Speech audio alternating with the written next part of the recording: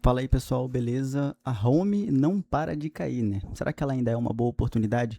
Eu fiz um resumo, pessoal, aqui dos resultados do segundo trimestre de 2026 aqui da Home e quero trazer para vocês aqui alguns dos 5 principais pontos importantes que eu trouxe aqui nessa análise.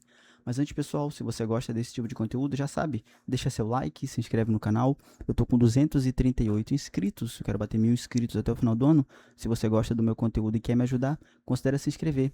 Comenta qualquer coisa aí também no YouTube que você não faz ideia do quanto que isso me ajuda, pessoal. Bora pro vídeo. Pessoal, basicamente eu tenho Home, tá? Eu tenho 50 ações de Home. Comprei a um preço médio de 7,23. Atualmente ela está 5,98.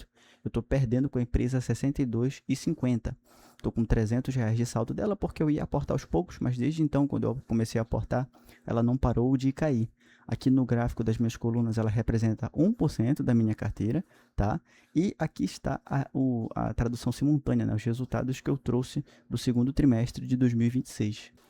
Bom, pessoal, não é segredo para ninguém que a Home 3, né, ela é apresentada com um cenário de maior cautela, né, que a empresa está apresentando e enfrentando desafios operacionais, quedas nos lucros e aumento do endividamento, o que justifica o forte desconto em relação ao valor patrimonial da empresa, que ela está de 50, mais de 50% descontada.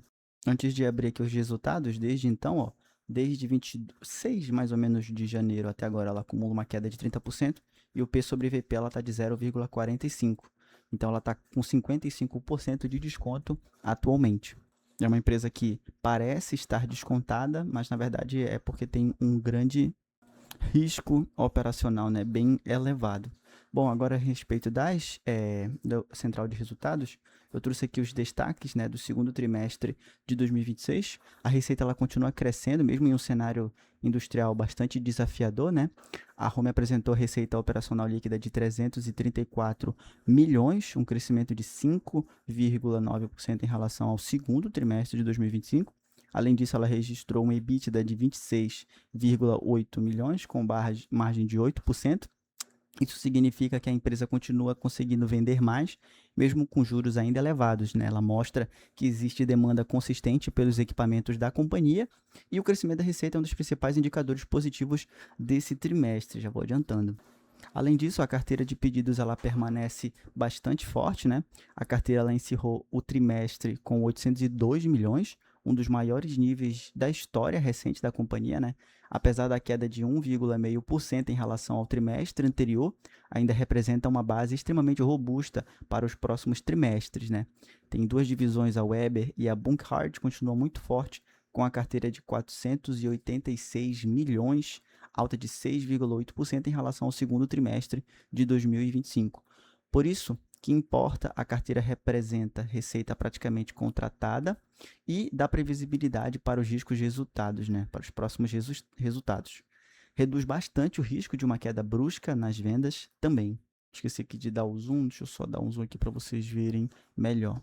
E aqui, né, ainda no resumo dos destaques, a gente tem a entrada de pedidos, né, que ainda mostra uma desaceleração anual. Embora a entrada de pedidos ela tenha crescido 6% contra o primeiro trimestre de 2026, ela continua abaixo, ela continua, né, 7,1% abaixo do segundo trimestre de 2025, né, e acumula uma queda de 20% no primeiro semestre. O pior já parece ter passado porque houve uma melhora sequencial, porém quando fica comparado ao ano anterior ainda existe uma demanda mais fraca. Será um indicador importante para acompanhar os próximos trimestres que a gente vai ter da empresa, para ver se o resultado realmente melhorou no terceiro e no quarto trimestre de 2026. Bom, falando um pouquinho aqui da posição financeira da empresa, né, o balanço financeiro continua extremamente sólido, né? A companhia ela apresentou aproximadamente 368 milhões em aplicações financeiras, né? E uma posição líquida de caixa positiva de 169 milhões, tá? Mesmo considerando uma dívida de 537,5 milhões com vencimentos distribuídos ao longo dos próximos anos. Mas o que isso significa mais ou menos? Né? Uma baixa pressão financeira, a capacidade para continuar investindo e uma maior segurança em momentos econômicos difíceis. E é claro, né, espaço para poder continuar distribuindo aquele JCP dividendo que a gente tanto gosta. O que representa, na verdade, um conteúdo bem fraco. Né?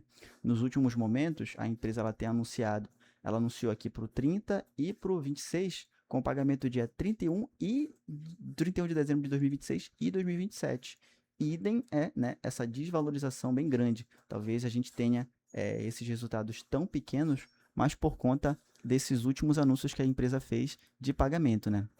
E a empresa também reforçou uma estratégia de inovação, né? Além dos números financeiros, a Home ela destacou aqui, a Home destacou a participação no FEIMEC de 2026, né? Que é a apresentação de soluções com inteligência artificial. Ela também fez o lançamento, né, do Home Pulse nessa FEIMEC 2016, uma nova geração de centro de torneamento, que é um modelo específico, né, um market share lá da empresa.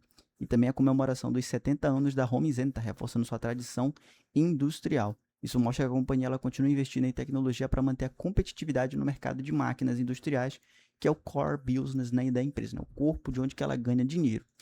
Os pontos positivos foi que a receita está crescendo, caixa de pedidos continua bastante elevada, um caixa muito forte, empresa sem problemas financeiros e investindo constantemente em inovação, né?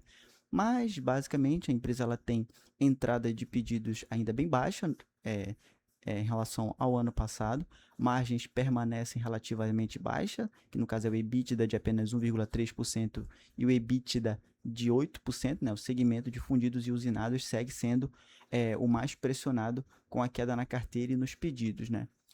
Bom, basicamente, pessoal, aqui o segundo trimestre de 2026 foi um trimestre levemente positivo, né? Não foi um resultado nada explosivo, mas tem sinais importantes da recuperação operacional da empresa.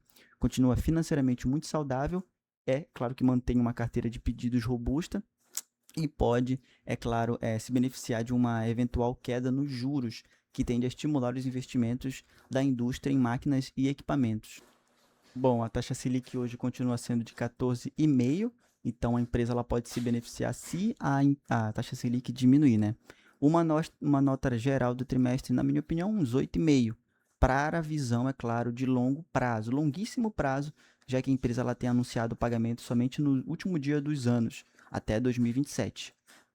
Como a gente está focando aqui em carteira previdenciária que faça pagamento trimestrais, que era o caso da Home até o ano passado, ela não se beneficiou tanto nesses últimos resultados.